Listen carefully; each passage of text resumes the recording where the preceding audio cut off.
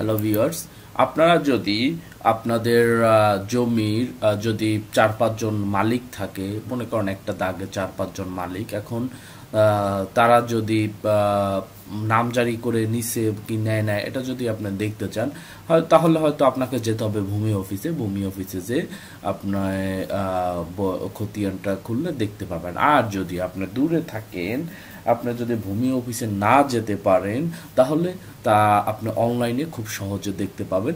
তো চলুন কিভাবে দেখা যায় আমি আপনাকে দেখিয়ে দিচ্ছি। প্রথমে আপনারা আসবেন land.gov.bd ওয়েবসাইটে আসার পরে ভূমি তথ্য বাতায়নে আসবেন।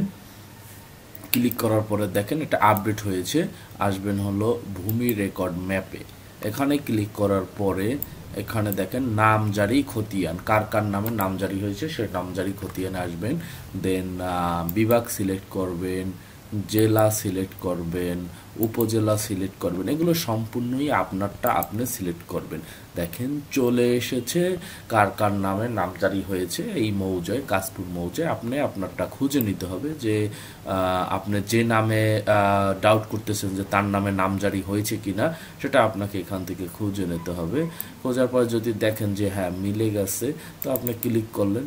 ক্লিক করার পরে দেখেন চলে এসেছে খতিয়ান এত, বিভাগ, জেলা, উপজেলা, সার্ভে, মৌজা, জমির পরিমাণ, মালিকের নাম, দাগ নাম্বার। এখানে দাগ নাম্বার যদি মিলে যায় তাহলে আপনি কনফার্ম হবেন।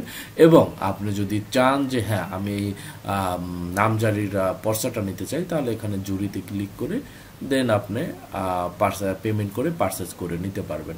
তো ভিউয়ার্স, এভাবেই আপনি খুব সহজে দেখতে পারবেন যে নামজারি খতিয়ান কয়েকটা ক্লিকের মাধ্যমে আপনি আপনার যারা ওয়ারিশ অথবা আপনার যারা পার্টনার বা ভাগিদার যাই বলুন যারা রয়েছে, তারা তাদের জমি নামজারি করে নিয়েছে কিনা আপনি ঘরে বসে অনলাইনে মোবাইল অথবা পিসির মাধ্যমে দেখতে পাবেন। তো ভালো থাকবেন, আল্লাহ হাফেজ।